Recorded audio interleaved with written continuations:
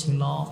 আবু বকরের ইমামতিতে মসজিদে নববীর মধ্যে ইমামতি যখন চলতেছিল, নবীজি বলেন, আয়েশা গো, আমি উঠতে পারি না, দাঁড়াইতে পারি না, শরীরটা প্রচন্ড দুর্বল, কিন্তু আমার মনটা চায় শেষবারের মতো যদি আমি নামাজের দৃশ্যটা একটু দেখতাম।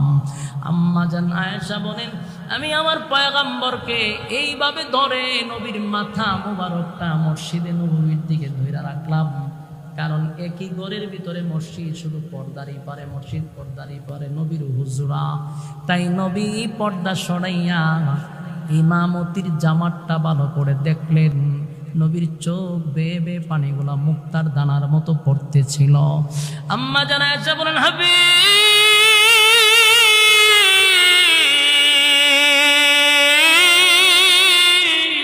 চোখের পানিগুলো ছেড়ে দিয়া কান্দেন। আমার আব্বা ইমামতি করে এই জন্য কান্দেন। এই জামাত দেখে কেন কান্দেন? আল্লাহর নবী বলেন, আয়েশা রে, সব কান্না কিন্তু দুঃখের কান্না হয় না, কিছু কান্না হয় আনন্দের কান্না, আনন্দের কান্না।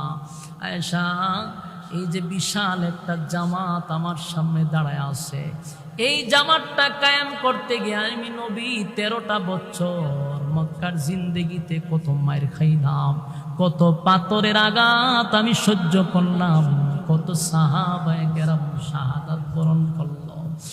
এসা আমার শরীরে কোনোদিন মশা মাছি বসে না, কিন্তু আমার শরীরে অসংখ্য অগণিত আঘাতের চিহ্ন। এই আঘাতগুলি তায়েফের ময়দানে আমার বেঈমানরা মারছে। আয়েশা গো, সেজদায় গেলে আমার পিঠের উপরে উটের নারী বুড়ি পর্যন্ত তারা রেখে দিত। এত কষ্টের বিনিময়ে আজকে আমি নাই, কিন্তু আমার সাহাবীরা আমার অনুপস্থিতিতে বিশাল একটা জামাতের আয়োজন করছে। আমার খুশিতে আনন্দে চোখের পানি আর ধরে রাখতে পারলাম না। এবার আমি চলে গেলেও আর কোনো দুঃখ নাই।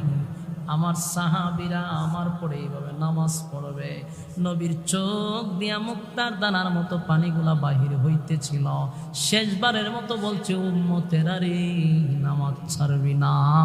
এ আশিকে রাসূল,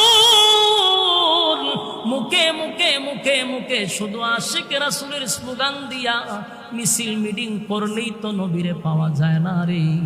মিছিল মিটিং দিয়া আনন্দ কইরা যদি নবীরে পাওয়া যাইত, আবু লাহাব জান্নাতে থাকতো, আবু তালেব জান্নাতে থাকতো। নবীর আগমনে আবু